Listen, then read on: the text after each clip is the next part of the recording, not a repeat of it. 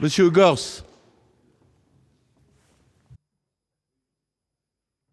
Merci, Monsieur le Président.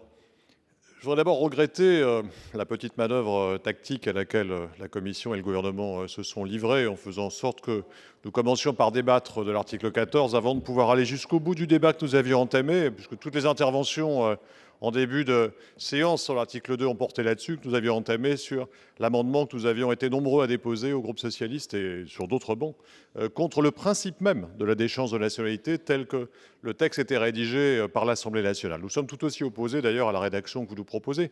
Mais au fond, ce qui me paraît intéressant, c'est d'essayer de comprendre, à partir de ce qu'a dit le Premier ministre tout à l'heure, où nous en sommes.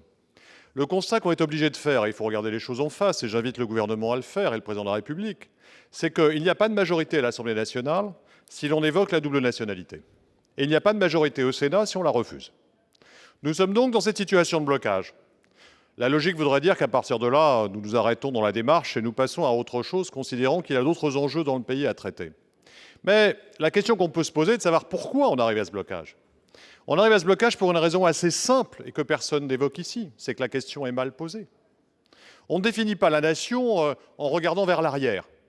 Le débat sur l'identité nationale l'a montré, l'a révélé. Les blocages, les impasses, les ambiguïtés de ce débat ont été, il y a quelques années, évidents et ont mis mal à l'aise toute la nation française. Mais on ne définit pas non plus la nation contre, et encore moins contre les terroristes. Comment peut-on mettre sur le même plan, pour définir la nation, quelques criminels animés par une foi quelconque et ce que représente notre État et notre République? Comment peut-on penser que l'on renforcera la communauté nationale simplement parce qu'on en a retranché les éléments sans doute les plus redoutables, mais aussi les plus pervers et ceux que nous ne pouvons pas accepter?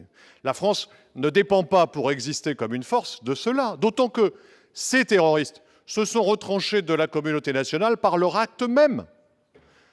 Le problème, c'est qu'en organisant le débat sur la déchéance, nous avons voulu regarder effectivement le débat de cette façon.